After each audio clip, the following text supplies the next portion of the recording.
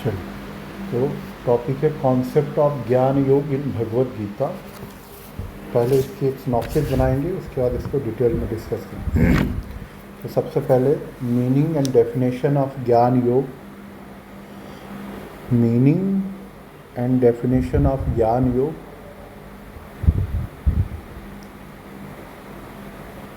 Second, philosophy and practice of gyan योग।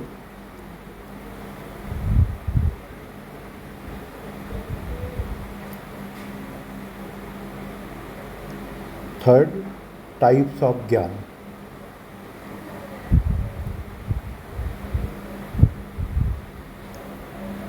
ठीक है, तो सबसे पहले मीनिंग एंड डेफिनेशन। ज्ञान प्लस योग इक्वल टू ज्ञान योग। ज्ञान प्लस योग इक्वल टू ज्ञान योग। अब सबसे पहले ज्ञान शब्द को समझेंगे, फिर योग को समझेंगे। तो फिलॉसफी में किसी भी चीज़ की अवेयरनेस जो होती है, अवबोध होता है, उसको ज्ञान कहते हैं। अब हमें दो तरह की अवेयरनेस होती है, दो तरह का अवबोध होता है, एक आउटर वर्ल्ड का, दूसरा इनर वर्ल्ड का। ठीक है, अब ये जो अवेयरनेस होती है आइदर आउटर वर्ल्ड और इनर वर्ल्ड, ये भी दो प्रकार की होती है, valid and invalid. Valid and invalid. Valid का मतलब है जो ऑब्जेक्ट जैसा है उसको वैसे ही जानना। इनवैलिड का मतलब आइदर पार्शियली और मैनिपुलेटेड फॉर्म, या तो उसका आंशिक ज्ञान करना या उसके विकृत स्वरूप को जानना। अब ज्ञान योग में ज्ञान शब्द का अर्थ क्या है? तो अब हमारे पास दो तरह के ज्ञान हो गए। एक तो संसार का यथार्थ ज्ञान, वैलिड नॉलेज, और संसार का या अयथार्थ नॉलेज, इनवैलिड नॉलेज। इसी तरीके से स्व का अपना वैलिड नॉलेज, स्व का यथार्थ ज्ञान, या स्व का अयथार्थ ज्ञान, इनवैलिड नॉलेज। तो टोटल 4 पॉसिबिलिटीज़ हो गई। संसार का प्रामाणिक ज्ञान 1, संसार का अप्रामाणिक ज्ञान 2, तीसरा स्व का प्रामाणिक ज्ञान, चौथा स्व का अप्रामाणिक ज्ञान। ठीक है, 4 हो गई। अब ये चारों ज्ञान की कैटेगरी में आते हैं। स्व का भी ज्ञान वो वैलिड है तो भी नॉलेज है, that is the part of cognition. Invalid है तो भी। अब सबसे पहले समझते हैं कि वैलिड और इनवैलिड पे इतना जोर क्यों दिया जाता है। हमें कोई भी नॉलेज इनवैलिड ये तब पता चलता है जब हम उसके अकॉर्डिंग रिजल्ट या रिएक्शन नहीं प्राप्त करते। हमें जीवन में बहुत सारे इल्यूज़न हो रखे हैं, लेकिन वो जीवन भर चलते रहते हैं क्योंकि कभी किसी ने उसको ब्रेक नहीं किया। तो अब यहाँ ज्ञान योग में ज्ञान का मतलब है स्व का प्रामाणिक ज्ञान, the valid knowledge of self equal to gyan. तो ज्ञान योग में ज्ञान शब्द का अर्थ है स्वयं का प्रामाणिक ज्ञान। स्वयं का प्रामाणिक ज्ञान।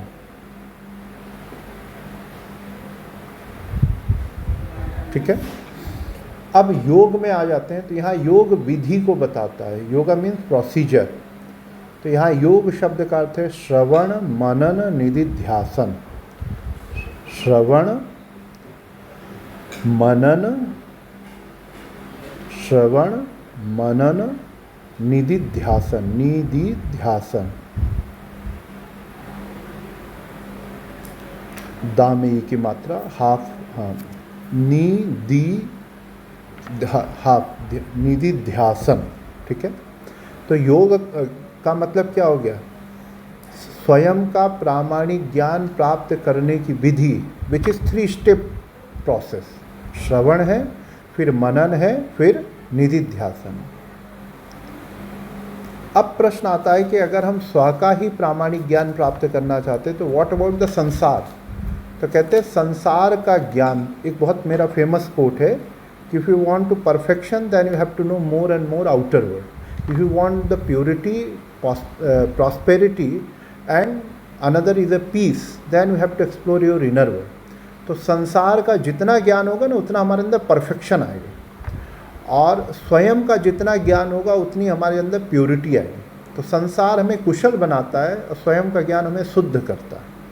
तो इसलिए कर्मयोग, संसार के बारे में जितना हम नॉलेज करते हैं ना, any knowledge which is related to the outer world, that is the part of karmayog. क्योंकि कर्म करने के लिए हमें ज्ञान चाहिए। हम जो इतना नॉलेज, इतनी सारी इन्फॉर्मेशन कलेक्ट करते हैं कि क्यों करते हैं? जिससे हमारा एक्शन परफेक्टली। तो संसार का जितना ज्ञान होगा उतनी कर्म में कुशलता आएगी, और स्व का जितना ज्ञान होगा उतनी स्व में शुद्धता आएगी। तो there are two things, one is the perfection, second is the purity. Purity का ही डिफाइंड फॉर्म होता है पीस। तो संसार हमें क्या करेगा? कुशल करेगा, और स्व हमें क्या करेगा? शुद्ध करेगा। ठीक है। तो इसलिए संसार का जो ज्ञान है वो किसके अंदर आएगा? कर्मयोग के अंदर आएगा। यहाँ ज्ञान योग में हम बहुत क्रिटिकली, बहुत स्पेसिफिकली सिर्फ बात करेंगे किसकी? आत्मज्ञान की। और कैसा आत्मज्ञान? यथार्थ। जैसे अभी भी हमें अपना आत्मज्ञान होता है ना, कि मैं मन हूँ, इंद्री हूँ, बुद्धि हूँ, भूख लगी है, अभी अच्छा फील हो रहा है, ये सब भी अपने ही ज्ञान है जो हमें अपने से ही मिलता है, इनर सेंसेशन से। लेकिन ये सब कैसा है? अयथार्थ ज्ञान है, इनवैलिड नॉलेज है, ये प्रिज्यूम्ड नॉलेज है, बायस्ड नॉलेज है। यथार्थ नॉलेज क्या है? सच्चिदानंद शिवोहम शिवोहम शिवोहम। जब हमें ये ज्ञान हो जाएगा कि मैं कौन हूँ? शिव तत्व हूँ। I am a complete in all aspect, I am eternal, I am infinite, I am pure conscious. इस ज्ञान को स्व का ज्ञान कहा गया। और ज्ञान योग में ज्ञान का मतलब प्रामाणिक आत्मज्ञान, वैलिड सेल्फ नॉलेज। और योग क्या है? 3 step process to acquire that valid self knowledge: श्रवण, मनन, निधिध्यासन। अब शंकराचार्य जी, अगर आप ये पीपीटी देखेंगे तो शंकराचार्य जी भगवत गीता में ज्ञान को डिफाइन करते हैं। ज्ञानम शास्त्रोक्त पदार्थानाम परिज्ञानम। पहली लाइन लिखी है, ज्ञानम शास्त्रोक्त पदार्थानाम परिज्ञानम। तो ज्ञान क्या है? तो शास्त्रों में जो आत्मा के स्वरूप का वर्णन किया गया है उसकी जो अवेयरनेस है उसे ज्ञान कहा। ठीक है ना? Acquiring the knowledge what ever is describe in the scriptures, specially Upanishads, about the Atman, that is the ज्ञान। तो शास्त्रों में आत्मा के विषय में जो वर्णन है उसका अध्ययन करना, उसको समझना क्या कहलाता है? ज्ञान। अब शंकराचार्य जी योग के लिए विज्ञान शब्द का यूज़ करते हैं। योग के लिए किसका यूज़ करते हैं? विज्ञान का। तो कहते हैं कि योग क्या है, विज्ञान क्या है? तो कहते हैं शास्त्रतो ज्ञातानाम तथैव स्वानुभव करणम। शास्त्रतो ज्ञातानाम तथैव स्वानुभव करणम। जैसा शास्त्रों में आत्मा के बारे में बताया गया है वैसा ही आत्मा का अनुभव करना। जैसे अभी मैंने कहा ना, सच्चिदानंद शिवोहम शिवोहम शिवो, ये शास्त्र बता रहा है कि आत्मा क्या है? सच्चिद आनंद है। अब इसको अनुभव में लाना, जैसे जब हम ये बोलते हैं तो ये क्या है? एक हमारे तो एक काइंड ऑफ थ्योरेटिकल नॉलेज है। तो जब इसको हम शास्त्र तो ज्ञाता नाम, जैसे शास्त्र से ज्ञान हुआ, तथा एव, एज इट इज, स्वानुभव करणम। इट मीन ज्ञान is acquiring theoretical knowledge and विज्ञान और yoga is acquiring the experiential knowledge. तो 3 तरह के नॉलेज होते हैं, थ्योरेटिकल, प्रैक्टिकल एंड एक्सपीरियंशियल।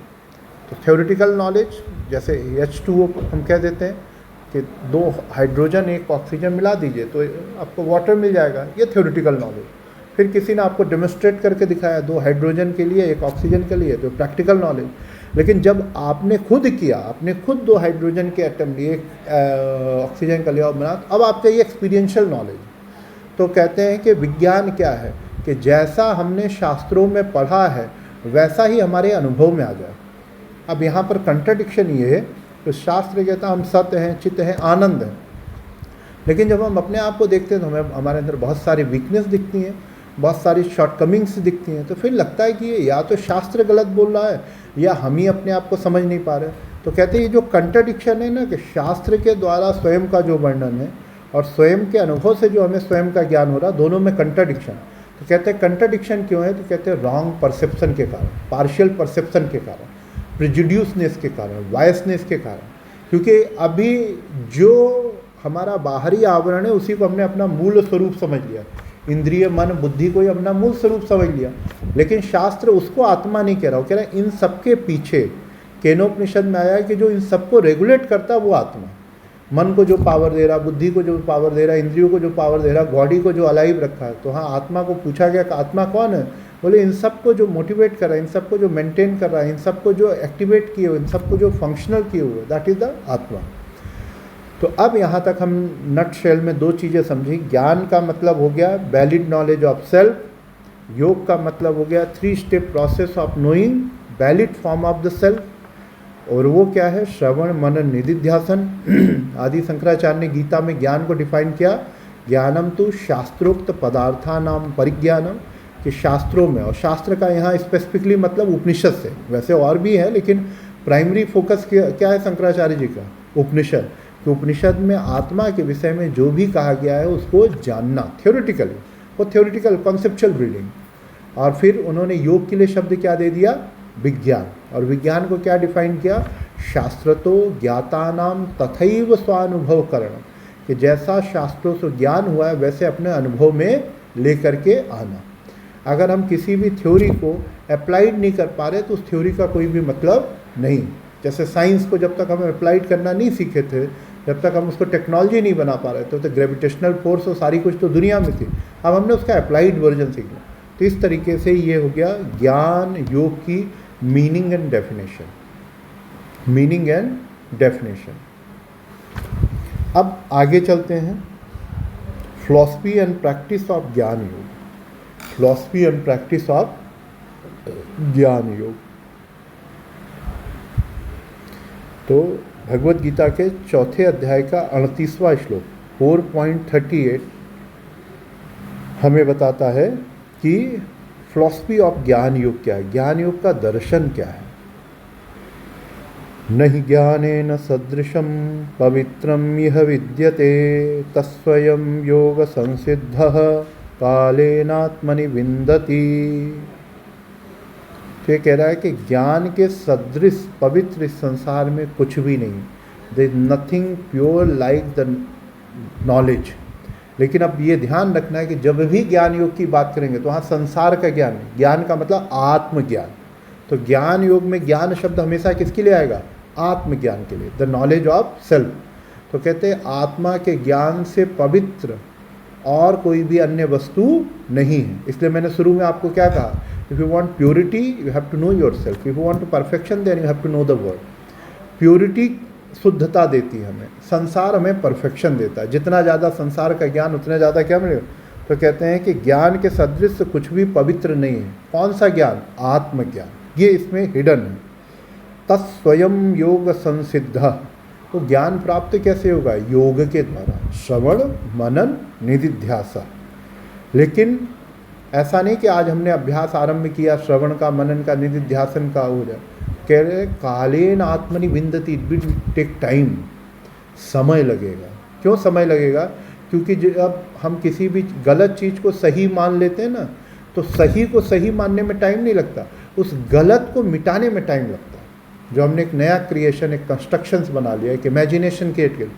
तो जैसे योग में भी क्या है, दृष्टा का स्वरूप में अवस्थित होना तो चुटकियों का काम है, लेकिन जो चित्त की वृत्तियां हैं, जो चित्त के संस्कार, उनको नष्ट करने में पूरी ऊर्जा चली जाती है। इसलिए यम नियम आसन प्राणायाम प्रत्याहार धारणा ध्यान, ये सब क्या है? चित्त की पहले वृत्तियों को ठीक करना, जो उसकी कॉन्शियस फंक्शनिंग है, फिर उसके संस्कार, जो उसके सबकॉन्शियस अनकॉन्शियस फंक्शनिंग, उनको कंट्रोल करना।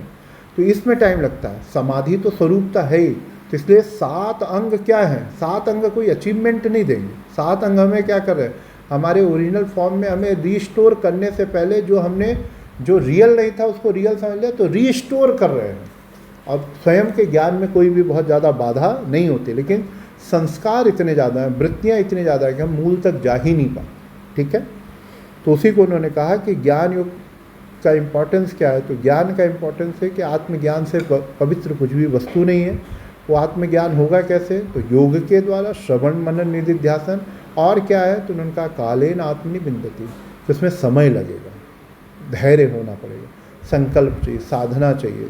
ठीक है, तो इस तरीके से इस श्लोक के माध्यम से ज्ञान योग की इम्पोर्टेंस को इस्टेब्लिश किया गया, या ज्ञान योग के दर्शन को इस्टेब्लिश किया गया। अब मैंने आपको कहा था कि हम philosophy and practice of gyan योग 2 की बात करेंगे। तो कहते हैं कि ज्ञान की जो प्रैक्टिस है वो कैसे किया जाए। तो उस बात को समझने के लिए अगला श्लोक कहा, श्रद्धावान लभते ज्ञानम तत्परः संयतेन्द्रियः ज्ञानम लब्ध्वा पराम शांतिम अचिरेणाधिगच्छति। प्रैक्टिस ऑफ ज्ञान योग और the methodology of acquiring the ज्ञान। तो कहते हैं कि जो ज्ञान है उसका मूल है श्रद्धा। ज्ञान का मूल क्या है? श्रद्धा।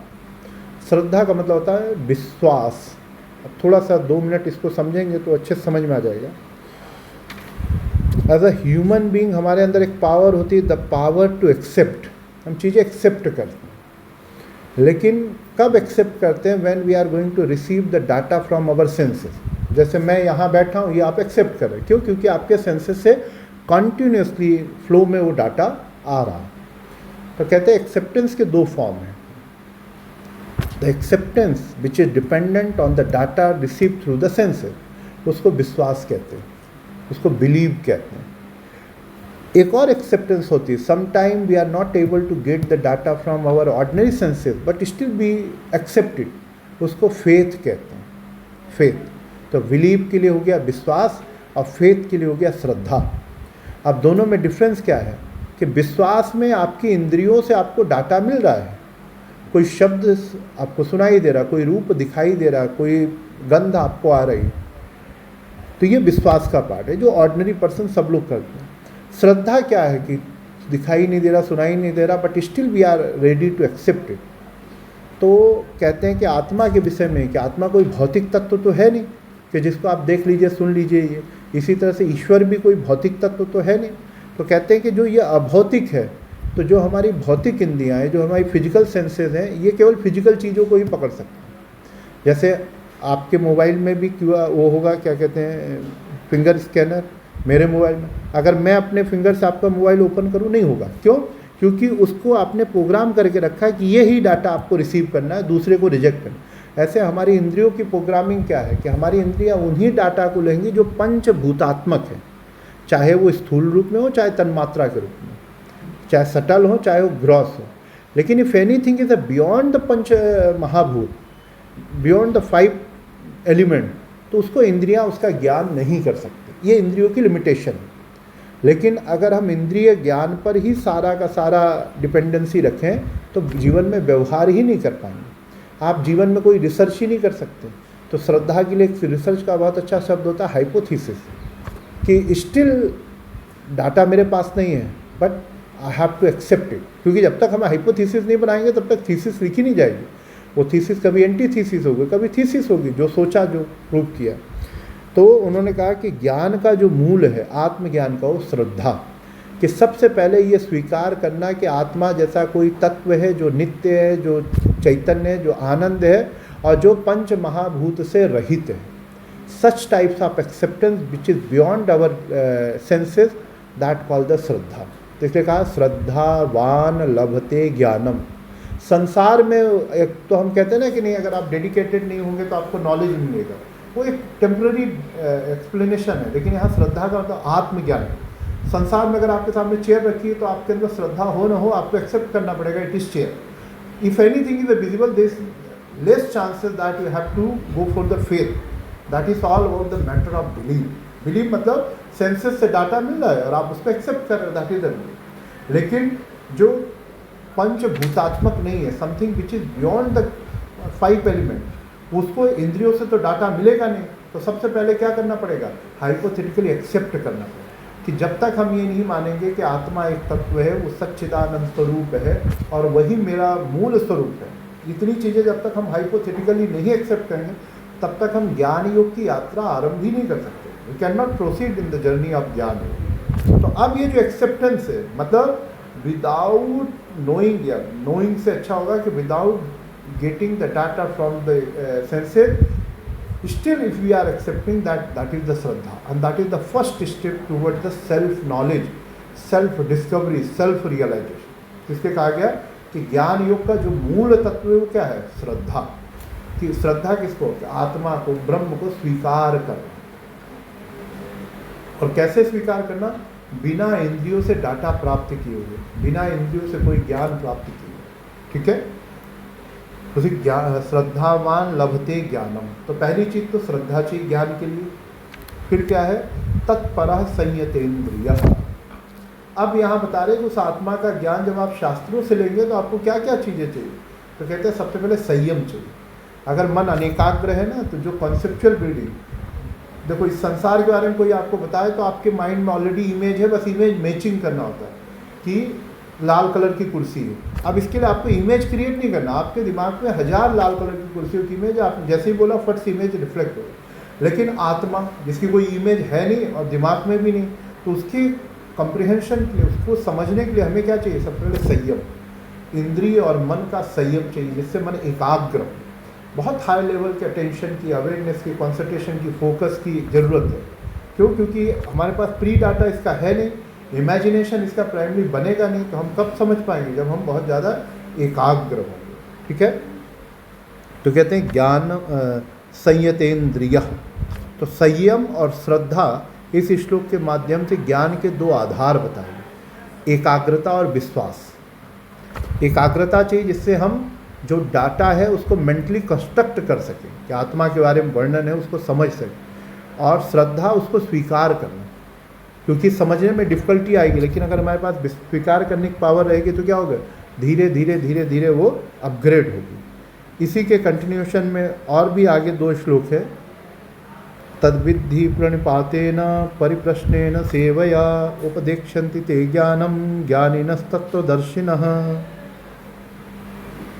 और क्या क्या क्वालिटी चाहिए, श्रद्धा होनी चाहिए, संयम होना चाहिए, और क्या होना चाहिए, तो कहते हैं प्रणिपात होना चाहिए। प्रणिपात का मतलब होता है पूर्ण समर्पण, इसको कहते हैं ट्रस्ट। कोई भी ज्ञान तभी मिलता है जब गुरु पर विश्वास हो कि ही और she is a authentic person और ही और she can provide me valid knowledge. तो प्रणिपात, समर्पण। ठीक है, और क्या चाहिए, तो सेवा, गुरु सेवा। अब यहाँ सेवा का मतलब डेडिकेशन से ही है, समर्पण से ही है, कि गुरु के प्रति जितने आप समर्पित रहेंगे, या जिसको ग्रेटिट्यूड आप कह लीजिए, जितनी कृतज्ञता गुरु के प्रति रहेगी उतना ज़्यादा हमें ज्ञान मिलेगा। तो प्रणिपात हो गया, सेवा हो गया। अब कहते हैं मेथड क्या होनी चाहिए, विधि क्या होनी चाहिए, तो कहते हैं परिप्रश्न। गुरु से सुनना, फिर क्वेश्चन पूछना, फिर समझना, फिर प्रश्न पूछना। झिझक नहीं होनी चाहिए, डर नहीं होना चाहिए, कि ऐसा भी है, जो मन में प्रश्न आए, जितने भी प्रकार की जिज्ञासा हो, तो बार बार through the question answering method के थ्रू हमें क्या करना, आत्मज्ञान प्राप्त करना, क्वेश्चन आंसर करना। तो परिप्रश्न, निरंतर संवाद, इसको एक कहते हैं ना, 1 वे कम्युनिकेशन एक होता है, 2 वे कम्युनिकेशन। तो यहाँ 2 वे कम्युनिकेशन, पहले गुरु से पढ़िए, फिर गुरु से पूछिए, फिर पढ़िए, फिर गुरु से पूछिए। तो कहा कि गुरु की सेवा करिए, गुरु के प्रति समर्पित रहिए, और क्या करिए, परिप्रश्न विधि बताइए। अब अगली लाइन में 2 शब्द आए, ज्ञानी एंड तत्वदर्शी। ज्ञानिनस तत्वदर्शन, उपदेक्षन्ति ते ज्ञानम ज्ञानिनस तत्वदर्शन लिखा। एक होता है ज्ञानी, दूसरा होता है तत्वदर्शी। ब्रॉडली ये दोनों एक ही चीज़ है, लेकिन माइन्यूटली अगर देखें तो डिफरेंस है। ज्ञानी का मतलब जिसका थ्योरेटिकल नॉलेज बहुत इनरिच है, और तत्वदर्शी का मतलब जिसका एक्सपीरियंशियल नॉलेज बहुत इनरिच है। तो हमारे यहाँ 2 तरह के एग्जाम्पल, एक होता है प्रोफेसर, दूसरा होता है साधु। प्रोफेसर थ्योरेटिकली आपको बहुत कुछ बता सकता है, लेकिन अनुभविक ज्ञान जो है, जो एक्सपीरियंशियल नॉलेज है, वो साधु के पास है, जो साधना में लगा है। तो ऐसी कथा आती है, ऐसा हम लोगों ने सुना है अपने गुरु मुख से, कि स्वामी विवेकानंद के अंदर जिज्ञासा हुई कि ईश्वर कौन है, और ये जानने के लिए वो रामकृष्ण परमहंस के पास गए। तो उन्होंने रामकृष्ण परमहंस जी से पूछा कि ईश्वर कौन है। परमहंस जी ने कहा कि 2 चीज़ें, अगर आपको थ्योरेटिकली जानना है तो आप कलकत्ता यूनिवर्सिटी जाइए, वहाँ प्रोफेसर जो फिलॉसफी डिपार्टमेंट के वो बताएंगे। आपको अनुभव करना है तो अभी चलिए मंदिर में मेरे साथ। तो फिर ऐसा लोग बताते हैं कि विवेकानंद जी पहले थ्योरेटिकली ईश्वर को जानने के लिए कलकत्ता यूनिवर्सिटी किसी प्रोफेसर के पास गए, और जब उन्होंने थ्योरेटिकली जान लिया, तो फिर जब प्रैक्टिकली एक्सपीरियंशियली उनको जानना था, तो फिर रामकृष्ण परमहंस जी के पास। तो हमारे यहाँ दोनों तरह के लोग हैं, एक व्यक्ति थ्योरेटिकली बहुत इंडिच होगा, दूसरा एक्सपीरियंशियली। कबीर जैसे व्यक्ति से आप थ्योरी की बात करने जाएंगे, अलग अलग डिस्कशन करेंगे, वो इंटरेस्टेड नहीं, लेकिन अनुभव कैसे करना है उस परम तत्व का वो जानना है तो क्षण भर में करना। इसलिए यहाँ पे कहा गया कि हम एज अ ह्यूमन जो है ना वो रैशनल है, हमें सबसे पहले ज्ञानी के पास जाना चाहिए, क्योंकि जब तक हम रैशनली डिफ्यूज नहीं होंगे ना हम अध्यात्म की यात्रा आरंभ नहीं करते। इसलिए कहा जाता है if you are more intelligent it is very difficult for you to start the spiritual journey, क्योंकि हर चीज़ में if and but cause and effect relation, लेकिन if and but cause and effect एक लिमिटेड संसार तक ही हो सकता है, उसके बियॉन्ड इसका डोमेन नहीं है। जहाँ तक पंच महाभूत है, अब जो कोई चीज़ ऐसी है जो अनंत है, जो अकारण है, जो नित्य है, वहाँ आप क्या कॉज इफेक्ट डालेंगे? इसलिए कहता है कि पहले रैशनली आप सेटिस्फाई हो जाए, और जब हम रैशनली सेटिस्फाई हो जाते हैं तब हम बन जाते हैं सरल हृदय, कि अब हम आर्ग्यूमेंट में नहीं पढ़ते, हम डिबेट डिस्कशन में नहीं पढ़ते, अब हमें वो अनुभव चाहिए। लेकिन आरंभ में जो ऊर्जा होती है हम क्या करते हैं, डिबेट डिस्कशन में ज़्यादा पढ़ते हैं। तो कहते हैं पहले ज्ञानी के द्वारा अपने आप को रैशनली क्या करना चाहिए, सेटिस्फाई करना, और जब रैशनली सेटिस्फाई हो तो कोई तत्वदर्शी के पास जाना चाहिए। कुछ क्षणों में व्यक्ति को आत्मज्ञान हो जाता है, तस्वयं संसिद्धा। ठीक है, तो इस तरीके से यहाँ तक हमने देखा ज्ञान योग का दर्शन और ज्ञान योग की प्रक्रिया या प्रैक्टिस कैसे हो ज्ञान। अब इसी से मिलता जुलता एक वेदांत का बहुत अच्छा कॉन्सेप्ट है जिसको हम कहते हैं साधन चतुष्टय। क्या है? साधन चतुष्टय।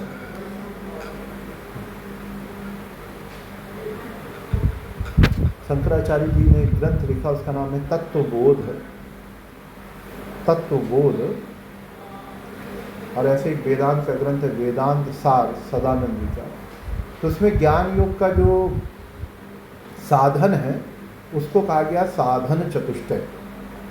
तो बेसिकली वेदांत में ज्ञान योग के दो साधन बताए गए, एक को कहते हैं बहिरंग साधन, दूसरे को कहते हैं अंतरंग साधन। लिखेंगे ज्ञान योग के दो साधन, एक है बहिरंग साधन, दूसरा है अंतरंग साधन। जो बहिरंग साधन है उसको साधन चतुष्टय कहा जाता है। साधन चतुष्टय जिसमें विवेक, इसके अंदर विवेक, वैराग्य, समाधि षटक संपत्ति, समाधि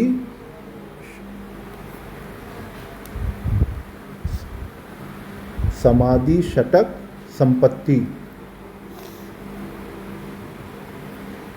समाधि षटक संपत्ति एंड मुमुक्षुत्व, ये चारों को कहा गया साधन चतुष्टय। विवेक एक, वैराग्य दो, समाधि षटक संपत्ति तीन, मुमुक्षुत्व चार। तो ये चारों क्या है? ज्ञान योग के बहिरंग साधन, एक्सटर्नल मीन्स ऑफ ज्ञान योग, एक्सटर्नल मीन्स ऑफ ज्ञान योग। ठीक है। अब दूसरे नंबर पे अंतरंग साधन और ज्ञान योग, जिसे श्रवण, मनन और निधिध्यासन। अंतरंग साधन कितने हैं? तीन। बेसिकली एक ही उसके तीन स्टेप हैं, श्रवण, मनन एंड निधिध्यासन। श्रवण, मनन, निधिध्यासन।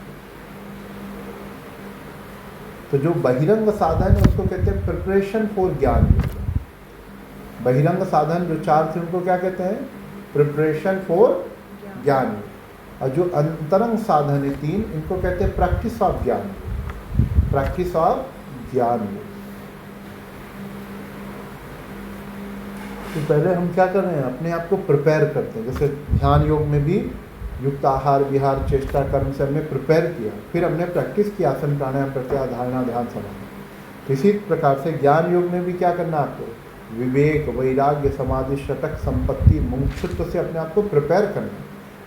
लेकिन वास्तविक ज्ञान किससे प्राप्त होगा? श्रवण से, मनन से, निधिध्यासन से। ठीक है। अब एक एक लाइन में सारे कॉन्सेप्ट समझ लेते हैं। तो सबसे पहले विवेक। तो कहते हैं प्रत्येक मनुष्य के अंदर एक इनबिल्ट डिस्क्रिमिनेटिव पावर है जो सही और गलत को हमेशा इंडिकेट करती रहती है, उसका हमें ज्ञान कराती है, उसको विवेक कहते हैं। तो विवेक का लक्षण है सद असद, सही और गलत में भेद बताने को विवेक कहते हैं। नित्यानित्य वस्तु विवेक का, सही क्या है गलत क्या है जो हमारे अंदर एक इनबिल्ट सेंसर लगा है, जिसको हम कह देते हैं कॉमन सेंस। तो 3 तरह की सेंस होती है, common sense, nonsense and six sense. तो सिक्स सेंस क्या हो गई? एक्स्ट्रा ऑर्डिनरी कॉम्प्रहेंशन की power. Nonsense basic comprehension की, common sense basic comprehension plus advance. Extraordinary नहीं, लेकिन बेसिक और एडवांस है। तो कहते हैं कि विवेक क्या है? तो सही और गलत को पहचानने की जो मनुष्य की इनबिल्ट उसके अंदर स्थित जो शक्ति, उसको कहते हैं विवेक, द पावर ऑफ डिस्क्रिमिनेशन। मैं इस डेफिनेशन में थोड़ा सा और ऐड ऑन करता हूँ। मैं कहता हूँ कि वास्तव में विवेक क्या है? तो the power to discriminate between right and wrong, good and bad, ethical and unethical, permanent and temporary, and be dedicated toward the good, ethical, permanent and right. सही गलत को पहचानना मात्र विवेक नहीं मेरे पास, सही गलत को पहचान करके सही को करना, गलत को ना करना, ये जो है इसको रियल विवेक कहते हैं। That is the functional power of विवेक। तो हमारे अंदर, सबके अंदर, हम सही गलत जानते हुए भी अगर हम गलत कर रहे हैं, तो सही गलत को जानने का मतलब क्या है? नहीं जानेंगे तो कम से कम हमें मेंटल रिग्रेशन तो नहीं होगा। जैसे कुछ चीज़ हम नहीं जानते, हमसे गलती हो जाता है, तो हम कम से कम अपने आप को कंसोल तो कर लेते हैं कि हमें पता ही नहीं था। लेकिन पता होने के बाद भी जब हम नहीं करते तो ज़्यादा हमें रिग्रेट होता है, दुख होता है, पश्चाताप होता है। ठीक है? तो विवेक क्या है? सही गलत को पहचानना और सही के लिए समर्पित रहना और गलत के लिए अपने आप को दूर रखना। फिर वैराग्य, डिटैचमेंट।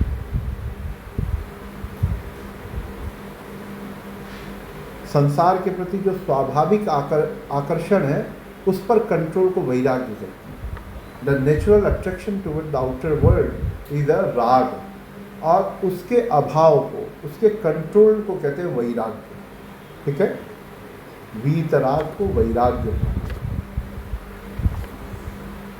फिर आपका आ गया समाधि षटक संपत्ति। अब इसमें 6 चीजें हैं: सम, दम, उपरति, तितिक्षा, श्रद्धा, समाधान। तो समाधि षटक संपत्ति के फर्दर 6 कंपोनेंट हैं: शम, दम, उपरति, तितिक्षा, श्रद्धा, समाधान।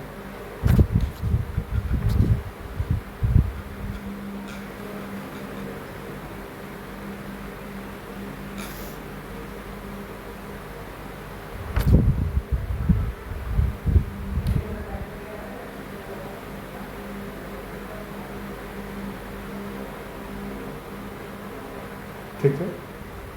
तो सबसे पहले सम, मन को नियंत्रित करना के अभ्यास को सम कहते हैं। कंट्रोलिंग द माइंड और controlling the conscious mind is the सम। इंद्रियों को नियंत्रित करने के अभ्यास को दम कहते हैं। Controlling the senses is the दम।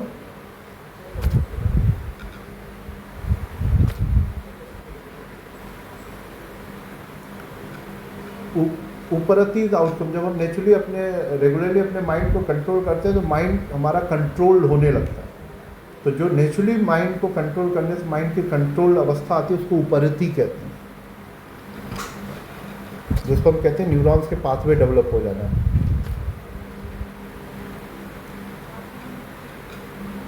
तितिक्षा is a practice to be neutral in all dualities. सभी प्रकार के द्वंद्व में समभाव रहने का जो अभ्यास, उसे तितिक्षा है।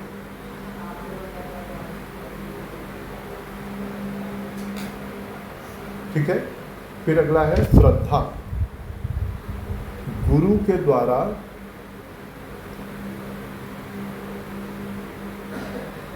उपनिषदों के आधार पर, गुरु के द्वारा उपनिषदों के आधार पर बताए गए आत्मस्वरूप को स्वीकार करना या उस पर विश्वास करना।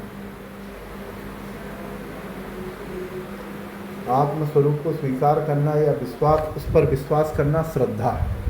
तो यहाँ 2 चीज़ें श्रद्धा में इम्पॉर्टेंट है। पहला, आचार्य, गुरु, ऑथेंटिक पर्सन। दूसरा, वो जो ऑथेंटिक पर्सन ज्ञान दे रहा है, उसका सोर्स क्या? उपनिषद। और तीसरा, आत्मज्ञान। तो गुरु के द्वारा उपनिषद के आधार पर जो आत्मा विषयक ज्ञान दिया जाता है, उसको स्वीकार करना। क्यों इसमें हम स्वीकार कर रहे हैं? क्योंकि वो दिखाई तो देता नहीं, सुनाई तो देता नहीं। तो what ever is describe in the शास्त्र If it is explained by our expert or the authentic teacher, then accepting that knowledge is a श्रद्धा. ठीक है. फिर अंतिम में समाधान. गुरु के इंस्ट्रक्शंस फॉलो करना. गुरु ने आत्मा का वर्णन कर दिया, उसके बाद आत्मा अनुभव के लिए इंस्ट्रक्शन देगा, उसको एज इट इज़ फॉलो करना, बिना अल्टर किए हुए, बिना अपना एक्स्ट्रा ऑर्डिनरी दिमाग लगाए हुए. उसे कहते हैं समाधान. फॉलोइंग द इंस्ट्रक्शंस ऑफ गुरु. ठीक है. तो इनको कहते हैं समाधि षटक संपत्ति. ये 6 है: सम, दम, उपरति, तितिक्षा, श्रद्धा और समाधान. ठीक है. अब है सबसे लास्ट में मुमुक्षुत्व. मुमुक्षुत्व, मोक्ष की इच्छा. मुमुक्षुत्व मतलब मोक्ष की इच्छा. The deep intense burning desire for liberation. The deep intense burning desire for liberation. मुमुक्षुत्व. जब हमारे जीवन में ये सब चीज़ें आ जाती है तो अब हम आत्मज्ञान के लिए तैयार हो गए. अब जब तैयार हो गए तो हम क्या करेंगे? अब हम करेंगे श्रवण, आत्मा के विषय में डीप लिसनिंग, फिर मनन, जो सुना है उसको समझने का प्रयास करेंगे, फिर निधिध्यासन, उसके अनुभव करने का प्रयास करेंगे, उसके अनुभव करने का प्रयास करेंगे. ठीक है. तो उसी इसलिए उसको क्या कहते हैं? श्रवण, मनन, निधिध्यासन को अंतरंग साधन ऑफ ज्ञान. श्रवण, सुनना. किसको सुनना? गुरु को सुनना. किसके आधार पर? उपनिषदों के आधार पर. किसके बारे में? आत्मा के. सुनने के बाद जो सुना उसको समझने का प्रयास करना, उसको कहते हैं मनन. So listening is different and understanding is different. मैं आप लोगों को बार बार बता चुका हूँ कि जब लिसनिंग के बाद आप सेल्फ लिसनिंग करते हो तब जाकर के अंडरस्टैंडिंग में कन्वर्ट होता है. और जब अंडरस्टैंडिंग में आ गया तो फिर क्या करना? उसको हमें निधिध्यासन करना, अपने अनुभव में भी लेकर आना. If intellectually we are able or capable to know, then later we have to convert it into our experience. यही फिर 3 चरण है: श्रवण, मनन, निधिध्यासन.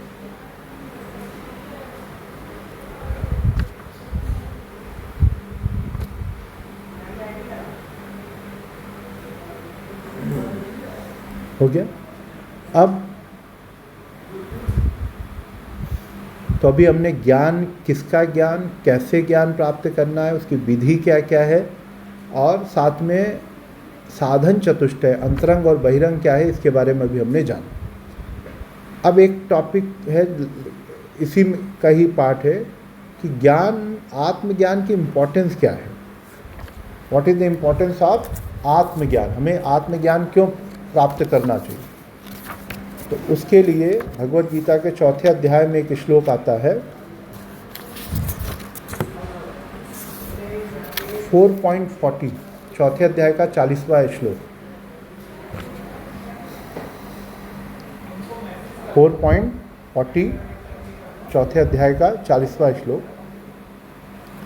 अब ये कहता है कि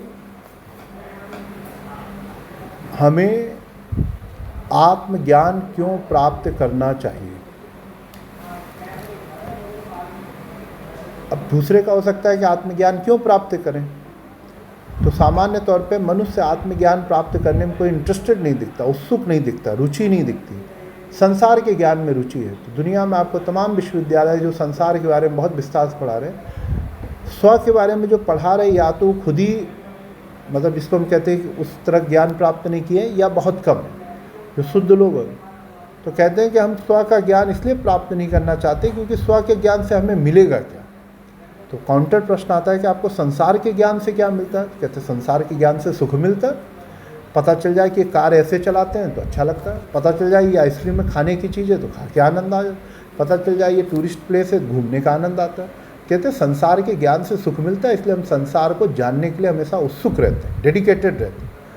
तो बोले कि आत्मज्ञान से सुख नहीं मिलता. बोले नहीं. तो अब इसी को यहाँ पे काउंटर किया जा रहा है कि जो व्यक्ति आत्मज्ञान प्राप्त नहीं करता, अज्ञश्च, तो यहाँ पे अज्ञानी उसे कहा गया जिसको आत्मा का ज्ञान नहीं. You may be the delete holder, PhD holder, DYC holder, आप कोई भी डिग्री होल्डर हो सकते हैं संसार में, लेकिन आपको अज्ञ ही कहा गया. क्यों? क्योंकि आपको आत्मज्ञान नहीं है.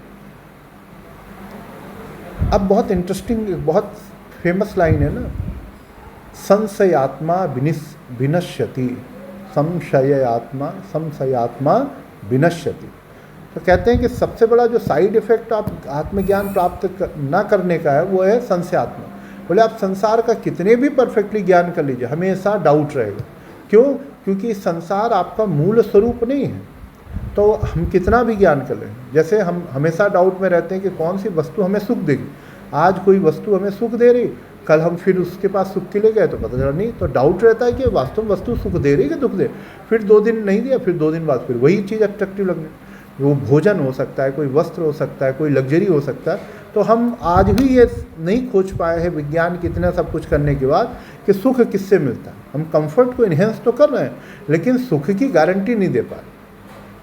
कोई भी चीज़, कोई भी एक इंस्ट्रूमेंट, तो कहते हैं हम हमेशा संशय में रहते हैं कि इस वस्तु ने कल सुख दिया था, आज नहीं दे रहा, तो हमें लगता है तो हमारे साथ चीटिंग हो रही। तो इसलिए कहा गया संशयात्मा विनश्यति, मतलब जब तक आत्मज्ञान नहीं होगा तो हम हमेशा डाउटफुल स्टेट में रहेंगे। और डाउटफुल स्टेट में रहेंगे तो उसके साइड इफेक्ट क्या क्या है। तो उन्होंने कहा उसका सबसे बड़ा साइड इफेक्ट है नायम लोको अस्ति न परो, ना तो इस संसार का सही से भोग कर पाएगा और ना जो परलोक है जिसको हम स्वर्ग आदि इत्यादि कहते हैं मृत्यु के बाद, ना उसका कोई भोग कर पाएगा। और क्या होगा? कहते हैं न सुखम संशयात्मना, कि सुख तो तभी मिलेगा जब हम संशय फ्री अवस्था में रहें। हम नित्य सुख की खोज में, और हमारा जो सुख मिलता है वो क्षणिक सुख है।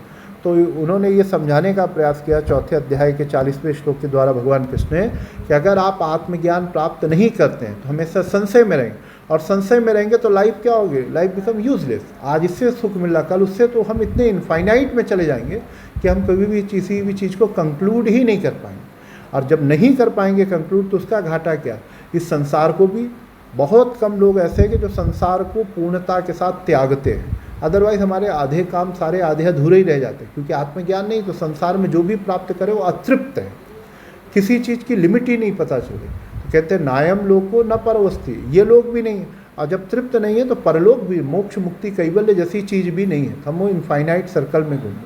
और कहते हैं कि जब तक आत्मज्ञान नहीं होगा तब तक सुख भी नहीं होगा, सुखाभास। हमारे अभी ग्लिम्पसेस ऑफ हैप्पीनेस है, ग्लिम्पसेस ऑफ प्लेजर है, रियल में है नहीं। क्योंकि एक वस्तु जो आपको आज सुख दे रही कल वो सुख नहीं दे रही, तो या तो वस्तु में दिक्कत है या जिसको सुख लिया जाए। तो इस तरह से ये 4.40 एक इम्पॉर्टेंट श्लोक है। अब आ जाते हैं सबसे लास्ट में टाइप्स ऑफ ज्ञान, ज्ञान के प्रकार। ज्ञान के प्रकार 18 चैप्टर्स में 20, 21, 22 इन 3 श्लोकों में ज्ञान के 3 प्रकारों का वर्णन। सात्विक ज्ञान, राजस ज्ञान और तामस ज्ञान। ठीक है, तो 18वें अध्याय का 20वां जो श्लोक है वो सात्विक ज्ञान का वर्णन करता है, 21वां श्लोक राजस ज्ञान का और 22वां श्लोक तामस ज्ञान।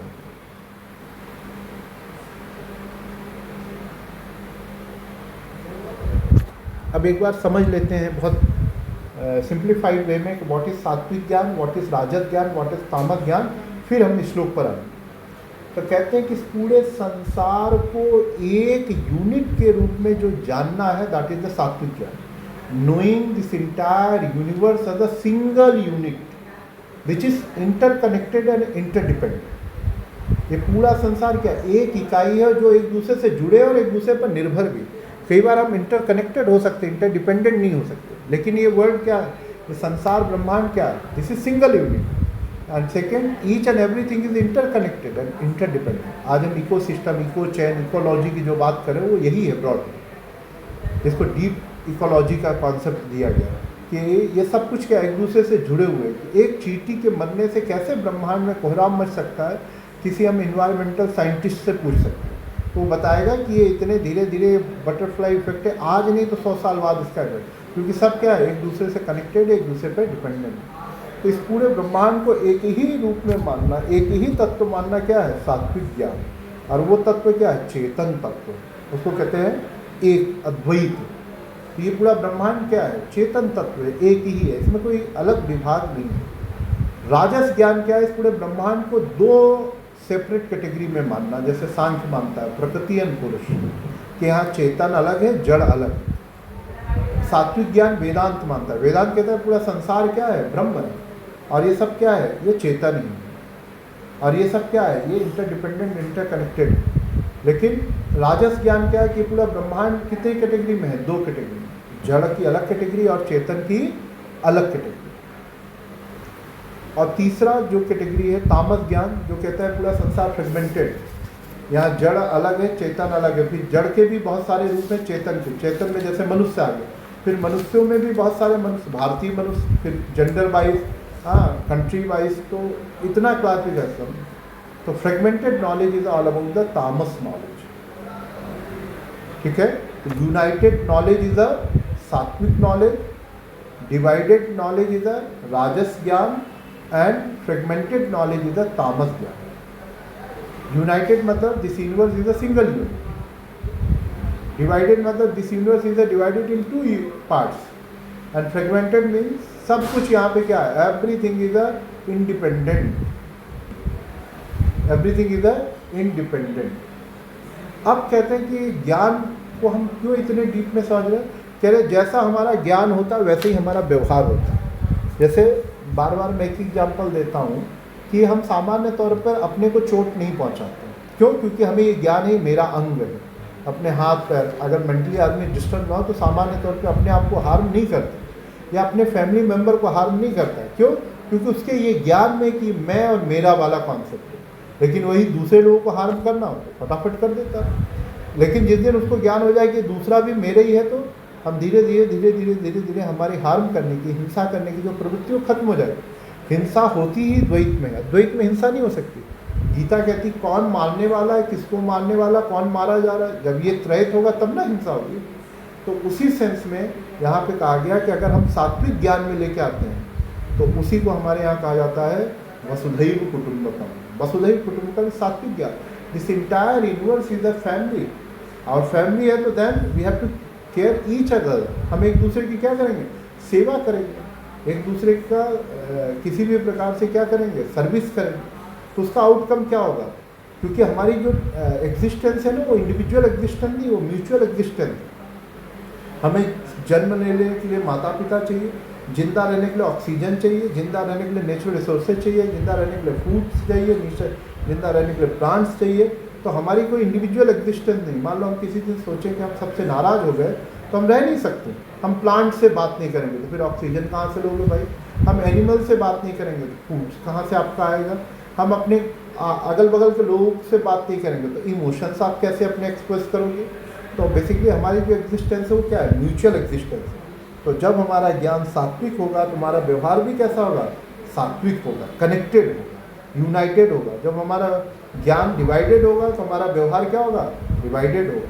जब हमारा ज्ञान फ्रेगमेंटेड होगा तो हमारा व्यवहार भी कैसा होगा, फ्रेगमेंटेड होगा। लेकिन हम सब एक यूनाइटेड व्यवहार चाहते हैं, हम सब कनेक्टेड बिहेवियर चाहते हैं, हम सब अच्छे रूप से रहना चाहते हैं। और अच्छे रूप से रहने का एक ही उपाय है, इसलिए जो भारत में प्रार्थनाएं बनी वो क्या बनी, सर्वे भवन्तु सुखिनः। हम ये भी कह सकते थे कि हम सुखी भवामि, लेकिन हमने क्या कहा, सर्वे भवन्तु सुखिनः। हमने कहा सर्वे सन्तु निरामय, ये नहीं कहा कि हम निरामय भवामि। कोविड जैसी चीज़ों में हमने देखा कि स्वस्थ रहने के लिए अपना हेल्दी रहना जरूरी है, दूसरा भी हेल्दी रहे भाई। आपकी सोसाइटी फैमिली में भी किसी को रोग ना हो तभी, क्योंकि वो जो कम्युनिकेबल डिजीज़ इसका सबसे बड़ा प्रॉब्लम यही है ना कि अगर आपको कोई दिक्कत नहीं लेकिन दूसरे को है तो आपको इमीडिएटली होने के चांस है। तो हमने कहा सर्वे भवन्तु सुखिनः, सर्वे सन्तु निरामया, सर्वे भद्राणि पश्यन्ति माँ कश्चित् दुःखभाग् भवेत्, संगच्छध्वं संवदध्वं संभो मनांसी जानताम। ये सारी प्रार्थनाएं क्या हैं, वो बताती कि हम सात्विक ज्ञान में विश्वास करते हैं। इसलिए भारत की जो फॉरेन पॉलिसी है, जो डिफेंस पॉलिसी है, उसमें प्रथम प्रहार ना करने, क्योंकि हम ये मानते हैं कि सब हमारे ही अंग है, तो हम कहाँ से फर्स्ट अटैक नहीं करें। हम केवल अब सेल्फ प्रोटेक्शन में ही जितना भी युद्ध लड़ते हैं, जो हमारी नीति है, रक्षा नीति है, विदेश नीति, तो हम प्रथम प्रहार बस इसीलिए नहीं करते क्योंकि वसुधैव कुटुंबकम हमारा क्या है, हमारा दर्शन है, फिलॉसफी है। ठीक है, अब श्लोक के माध्यम से देख लेते हैं। सर्वभूतेषु एनैकं भावम् अव्ययम् ईक्षते अविभक्तं विभक्तेषु तज्ज्ञानं विद्धि सात्विकम्, कि जो सब में एक को देखता है, सब में कॉमननेस को देखता है, वैसा जो ज्ञान है उस ज्ञान को सात्विक ज्ञान कहा है। ठीक है, फिर पृथकत्वेन तो यज्ञानम नाना भावान पृथक विधान वेत्ति सर्वेषु भूतेषु तज्ज्ञानम विद्धि राजसम। अब जो जिसको हमने कहा डिवाइडेड नॉलेज, जो कम से कम 2 कैटेगरी बना के चलता है, तो ऐसा ज्ञान क्या है? राजस ज्ञान है। और सबसे लास्ट में तामस ज्ञान क्या है? यत्तु कृष्णवदेकस्मिन् कार्ये सक्तम हेतुकम अतत्वादपद अल्पम च तत्तामसम उदाहृतम। जो सबको फ्रेगमेंटेड मान रहा, सबके पीछे जिसको आर्बिट्रीनेस मान रहा, जिसके पीछे कोई लॉजिक नहीं है, साइंस नहीं है, जब हम ऐसे मानते हैं तो हमारा व्यवहार भी कैसा होता है? स्कैटर्ड रहता है। हमारा व्यवहार भी क्या रहता है? बिखरा बिखरा रहता है। तो बिखरे व्यवहार से क्यों? क्योंकि हमारा ज्ञान ही बिखरा है। तो हमें ज्ञान को ठीक करना है, हमें अपने इनपुट को ठीक करना है, और जैसे ही हमारा ज्ञान या इनपुट ठीक हो जाएगा वैसे हमारा व्यवहार भी ठीक हो जाएगा। तो हम किसी का व्यवहार ठीक तब तक नहीं कर सकते जब तक हम उसके ज्ञान को परिवर्तित ना करें। ठीक है, तो आज के लिए इतने ही रखते हैं। तो इस तरह से ये ज्ञान योग के बारे में सारे श्लोक और एक में आप लोगों को जो इसकी डिटेलिंग योग मैंने बताई, फिर कल एक नए टॉपिक के साथ जुड़ेंगे।